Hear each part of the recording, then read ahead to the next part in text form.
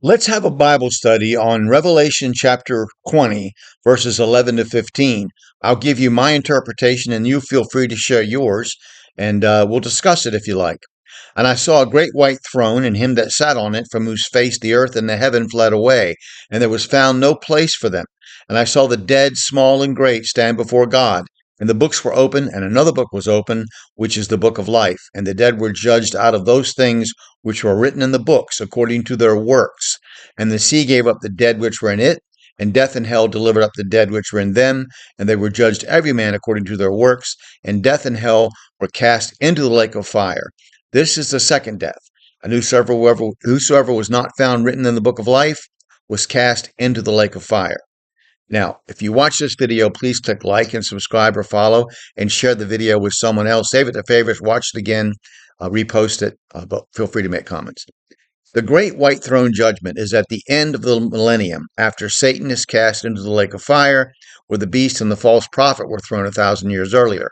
Notice that this judgment is in space. Earth and heaven recede away or flee. They are not there. Proverbs 28, verse 8. A king that sitteth upon the throne of judgment scattereth away all evil with his eyes. We know that the taint of sin corrupted the universe. Job 25:5. Behold, even to the moon, and it shineth not, yea, the stars are not pure in his sight. Isaiah 24:23. Then the moon shall be confounded, and the sun ashamed, when the Lord of hosts shall reign in Mount Zion, and in Jerusalem, and before his ancients gloriously. Isaiah 60:19 and 20.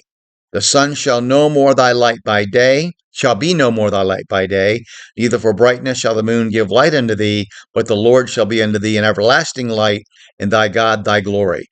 Thy sun shall no more go down, neither shall thy moon withdraw itself, for the Lord shall be thine everlasting light, and the days of thy mourning shall be ended. These dead are not judged by Christ's righteousness, but by their own works. James 2:10. For whosoever shall keep the whole law and yet offend in one point, he is guilty of all. Their names have been removed out of the book of life because they rejected Christ. Exodus 32:32 and 33. Yet now, if thou wilt forgive their sin, and if not, blot me, I pray thee, out of the book, thy book, which thou hast written. And the Lord said unto Moses, whosoever hath sinned against me, him will I blot out of my book. Philippians 4:3. And I entreat thee also, true yokefellow, help those women which labored with me in the gospel, with Clement also, and with other my fellow laborers, whose names are in the book of life. Revelation 3:5. He that overcometh, the same shall be clothed in white raiment, and I will not blot his name out of the book of life, but I will confess his name before my Father and before his angels. Revelation 13:8. And all that dwell upon the earth shall worship him, whose names are not written in the book of life of the Lamb, slain from the foundation of the world. Revelation 17:8. The beast that thou sawest was and is not, and shall ascend out of the bottomless pit, and go into perdition. And they that dwell on the earth shall wonder, whose names were not written in the book of life from the foundation of the world, when they beheld the beast that was and is not and yet is. Revelation 21:27. And there shall in no wise enter into it anything that defileth, neither whatsoever worketh abomination or maketh a lie, but they which are written in the Lamb's book of life. Revelation 22:19.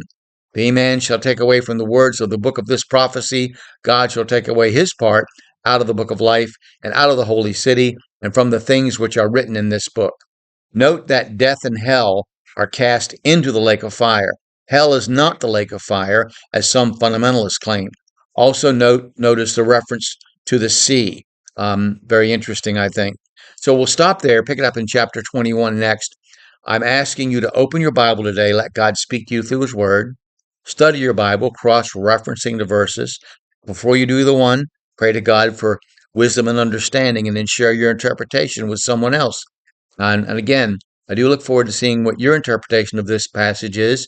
And I thank you for watching this video. Oh, by the way, you can read these comments on my blog. I'll post the link below. But I want to thank you for watching and listening to this video today.